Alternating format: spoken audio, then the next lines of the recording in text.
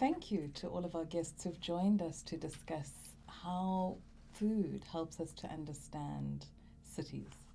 I am Nogukanya Mncwabe. I'm the content producer for all of the MOOCs, and I'm joined today by Tamsin Faragher of the City of Cape Town, Wanga Zembe of the Medical Research Council, and by Caroline Skinner, who wears two hats. She's at the African Centre for Cities and also the Women in Informal Employment, Globalizing and Organizing. There so you it's a global tank. There you go. I'm going to ask you just to introduce yourselves today. Tell us who you are, where you're located, and what your interest is in this topic today. So Tamsin, I work at the City of Cape Town in the Resilience Department, where I've been since 2019. My background is that I'm a landscape architect with an architecture background to that, and then finally an MPhil in infrastructure design and management from the ACC, as it happens. As a designer, we're always interested in how things come together and what they look like, and having worked now in the policy and the strategy space for the last couple of years, have realized what an important impact it can have to get those initial thoughts in place and lined up with all the other important stuff that happens in cities and government. Hi everyone, my name is Wanga Zembe from the South African Medical Research Council. I work in the Health Systems Research Unit, and my particular focus is social determinants of health, of which food is one of the main ones.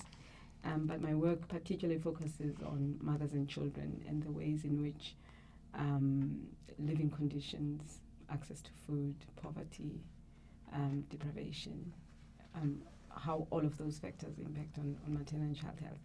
And then specifically looking at social protection instruments and any other sort of instruments that can be policy instruments that can be used to improve those conditions so that health and well-being outcomes for mothers and children are improved.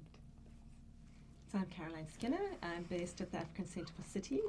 But for many, 2 decades now, I have worked also for the research and advocacy network, Women in Informal Employment, Globalizing and Organizing. And we focus on the informal economy, as the name suggests. We have partners across the world, and we monitor very closely the impacts of a lot of things on informal workers.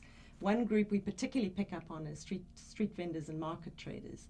And I have a particular passion about seeing how city governments across this continent and globally respond to this group. And the link with food is really that all the research shows what a critical role street and market vendors play in food security. And yet there's this very ambivalent attitude from city councils. So it's kind of trying to crack that nut of how to shift things in a way that's good for the food system and for poorer households who need food, but also for the vendors who are kind of eking out a living, but not compromising other city imperatives. So it is it's an interesting space to be in. Okay, thank you all, and you're most welcome. We're really grateful to have you with us today. Tamsin, I'm going to start with you, and I'm going to ask you, what is it about food? How does food help us to understand how cities function, and why is food of interest to you working within the city government? So working in resilience, it's all about shocks and stresses and how cities respond. And as Caroline was saying, and Wanga, food is one of the kind of the criteria that you monitor to see whether a city is working very well. And so if you have high levels of food insecurity, you're probably not particularly resilient. So if you're wanting to become resilient, you need to look at food as your starting point. So, from a systems perspective, going back to the landscape, it's all about natural systems and how you intervene within natural systems. And so it's understanding how systems work as like one little thing, but also recognizing that it's impacted by all sorts of other stuff that there's no control over necessarily. So, my interest has been over the last couple of years just understanding how Cape Town's food system works and where those little vulnerability points are, and what will happen if there's a shock or a stress to those little points. which aren't so little when you start to put a really big lens over them, such as, what will happen if we have a global crisis, a war, or if we have COVID, and who will be most affected. And then going back to local government saying, well, what is our role in responding, and how do you respond so that the most vulnerable can get through? And I know this might be a little bit controversial. In fact, it's probably very controversial to say that, how does a system get back to where it was, recognizing that Cape Town's food system probably isn't optimal. In fact, South Africa's food systems aren't optimal. So, how do we, from a resilience perspective, get through the bump and back to operations, hopefully better, and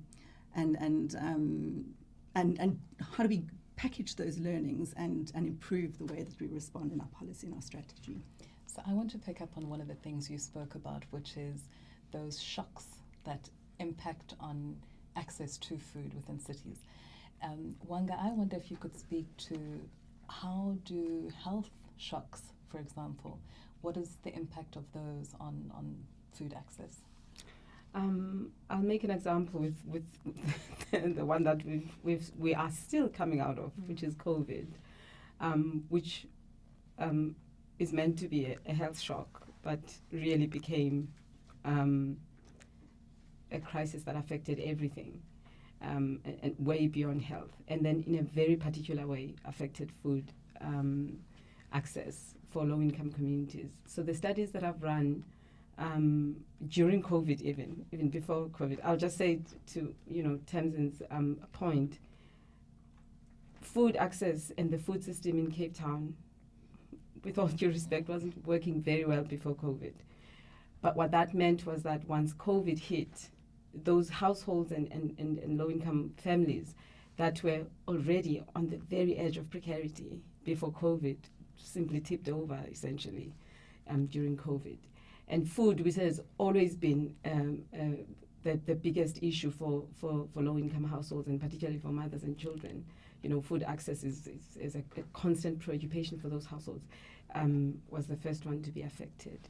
And we could see clearly in that, for instance, with low-income mothers, which is the population I deal with, are actually mostly, a lot of them are involved in informal work.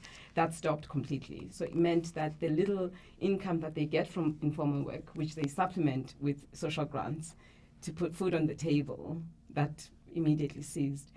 The social networks that they have, the reciprocal networks that they have to share and barter and exchange and borrow, those were shattered. And so very immediately, COVID meant that those households went from struggling to get to the end of the month with enough food to struggling to get to the end of the day with enough food for themselves and for their children. So I think COVID had a very immediate impact on food in ways that perhaps other shocks, wouldn't normally so immediately have. Sure, that's quite something. You spoke about the stretching of the grant, and I wonder, Caroline, if you could share with us what were some of the economic impacts on food access, and how did households weather the storm?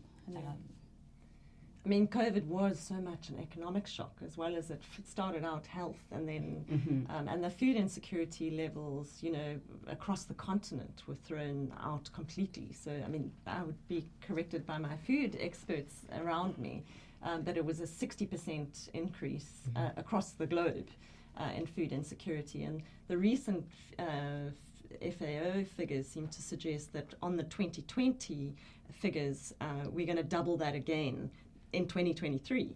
So there's something about also recognizing that the shock continues, that this has got a long tail, it's got health implications, but obviously it's economic. It's partly people, lost jobs. Those who did go back to work had fewer hours. Their incomes were significantly curtailed. And as we were monitoring this from the perspective of the informal workers in 10 cities quite closely. And it was a profound impact that is still lingering. So we've gone back to the same groups, and the big data sets of the kind of labour force survey stats are confirming that. I think you've got to overlay that with inflation figures. So we know food inflation is particularly high. And also in the economic space, a lot of governments across the world, and particularly in the global south, really drew down. They weren't getting much revenue, but they also drew down on what savings they had. As households did, so did countries. So there's much less money in the system. Also to do the interesting things like the cash grants.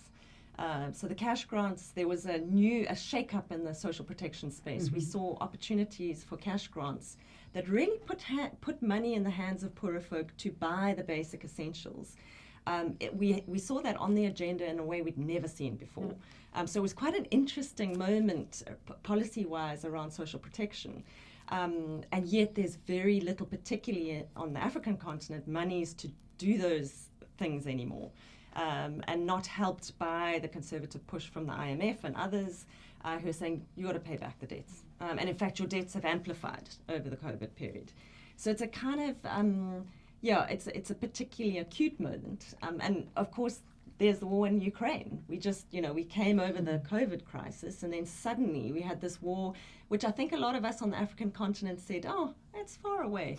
But it really it spotlighted the fact that the food system is a global system. And the food price increases that every one of us have experienced is partly due to that.